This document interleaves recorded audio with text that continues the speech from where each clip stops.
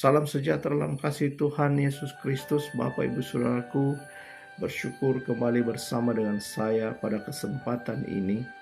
Kita boleh diberikan waktu oleh Tuhan untuk belajar bersama-sama kebenaran firman Tuhan. Bapak Ibu Saudaraku, mengingat kondisi dunia yang semakin sulit, semakin sukar hari-hari ini, maka sangat diperlukan sekali untuk kita selalu terus dengan setia belajar kebenaran firman Tuhan, rajin untuk menyelidiki kebenaran firman Tuhan. Karena ketika kita belajar firman Tuhan, kita akan dibawa Tuhan untuk terus bertumbuh di dalam iman kita. Kita bukan hanya saja bertumbuh, tetapi kita akan dibawa Tuhan untuk berubah cara pandang kita, diperbaharui pola berpikir kita. Pola berpikir duniawi diubah Tuhan menjadi pola pikir ilahi. Bukan itu saja Bapak Ibu Saudaraku, tetapi kita juga akan diberikan Tuhan kekuatan oleh Tuhan untuk bertahan di tengah dunia yang semakin sukar ini. Bapak Ibu Saudaraku sekalian, di kesempatan ini kita sama-sama belajar satu bagian kebenaran firman Tuhan. Dan kesempatan ini kita akan belajar bersama-sama tentang bagaimana memahami kekristenan yang benar, saudaraku. Karena ada pemahaman tentang kekristenan yang tidak benar. Nah, di dalam 1 Yohanes pasal yang kedua, ayat yang ke-6, firman Tuhan berkata, barang siapa mengatakan bahwa ia ada di dalam dia wajib hidup sama seperti Kristus telah hidup. Bapak Ibu Saudaraku yang kekasih dalam Tuhan, ini ada dua variabel kebenaran firman Tuhan yang harus perlu kita garis bawahi. Barang siapa mengatakan bahwa ia ada di dalam dia. Ini satu bagian yang penting yang harus kita renungkan. Baru yang kedua, dia wajib hidup sama seperti Kristus telah hidup. Bapak Ibu Saudaraku yang dikasihi oleh Tuhan, banyak orang Kristen hari-hari ini mengklaim atau menyatakan dirinya sebagai orang Kristen. Namun sesungguhnya saudaraku, cara hidupnya, cara berpikirnya, karakternya, sifatnya itu tidak menunjukkan atau tidak menggambarkan tentang kekristenan itu sendiri. Dia tidak menggambarkan tentang cara hidup sebagai orang Kristen. Tapi dia berkata bahwa dia adalah orang Kristen. Dia berkata bahwa dia mengasihi Tuhan, dia mencintai Tuhan. Bahkan dia pelayanan di gereja. Bahkan dia, saudaraku, seorang aktivis rohani. Nah, Bapak Ibu Saudaraku yang dikasihi oleh Tuhan Yesus Kristus, kita perlu memahami ini kebenaran ini. Bagaimana Tuhan menegaskan kepada kita, jika kita mengklaim bahwa diri kita sebagai orang-orang yang mengasihi Tuhan, hidup di dalam Dia, maka kewajiban kita atau sebuah keharusan bagi kita harus hidup sama seperti Kristus hidup.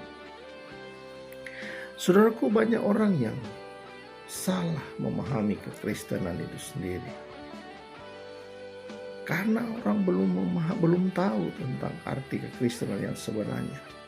Sehingga banyak juga orang yang belum layak bukan disebut sebagai Kristen. Karena Kristen itu, saudaraku, adalah sebutan kepada orang-orang pengikut Kristus. Karena pada awal gereja berdiri di abad pertama, ini pengertian tentang Kristen ini, saudaraku, itu memiliki makna seperti Kristus. Jadi saudaraku, kalau kehidupan orang Kristen itu berbeda dengan kehidupan Kristus, maka sesungguhnya itu bukan orang Kristen yang sebenarnya. Berarti itu adalah orang Kristen yang palsu.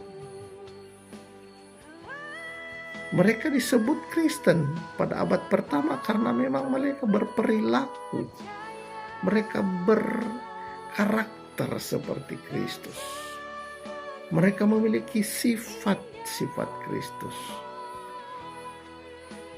Nah, saudaraku, di zaman abad pertama, Mereka ini betul-betul sungguh-sungguh membela kepentingan Kristus. Mereka itu melayani kehendak Kristus. Mereka itu benar-benar melayani Kristus Tuhan kita. Bukan melayani kepentingan diri sendiri. Sehingga saudaraku, pengajaran yang mereka terima itu benar-benar pengajaran yang murni, kebenaran yang murni. Sehingga mereka dapat diubah menjadi serupa dengan Kristus. Serupa dengan Kristus itu maksudnya adalah mereka itu memiliki watak pribadi, karakter sama seperti Kristus. Karena orang Kristen ini seharusnya hanya melayani keinginan Tuhan. Tidak melayani yang lain. Tidak melayani kepentingan diri sendiri. Melayani kelompok, golongan. Dia cuma melayani Tuhan. Dia hanya melayani kehendak Bapa.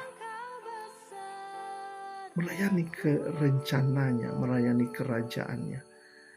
Karena ketika orang percaya Kristus, saudaraku, maka kita ini harus memasuki proses yang namanya proses penyempurnaan karakter. Supaya kita ini semakin diperbaharui menjadi seperti Kristus. Karena saudaraku, tanpa penyempurnaan karakter, kita tidak dapat disebut sebagai orang Kristen. Dan kita tidak dapat memiliki keselamatan. Ini merupakan ciri Bapak Ibu. Karena tanpa ciri ini pasti kita gagal menjadi manusia yang diselamatkan. Dan kita tidak pantas disebut sebagai orang Kristen. Dan hari-hari ini saudaraku, banyak manusia, banyak orang yang hidupnya jauh dari standar kebenaran ini. Karena kekristenan itu saudaraku adalah proses perjalanan kehidupan orang percaya untuk terus-menerus diperbaharui, terus-menerus dibentuk, supaya kita mengalami perubahan karakter. Saudaraku, jangan kita memiliki pikiran yang pesimis akan proses ini. Dan banyak orang berkata bahwa kita masih manusia yang lemah, kita masih punya banyak keterbatasan, kita masih punya banyak kesalahan, kelemahan. Ini saudaraku adalah bahasa orang-orang yang tidak mau berubah. Ini adalah bahasa orang-orang yang tidak percaya akan kuasa Tuhan. Karena Tuhan Yesus sudah berkata bahwa bagi manusia mustahil, tetapi bagi Allah tidak ada yang mustahil. Bagi manusia karakter kita ini mungkin sulit dirubah. Tetapi kalau Allah berkata bisa dirubah, kenapa kita berkata tidak? Mari berubah dalam karakter kita.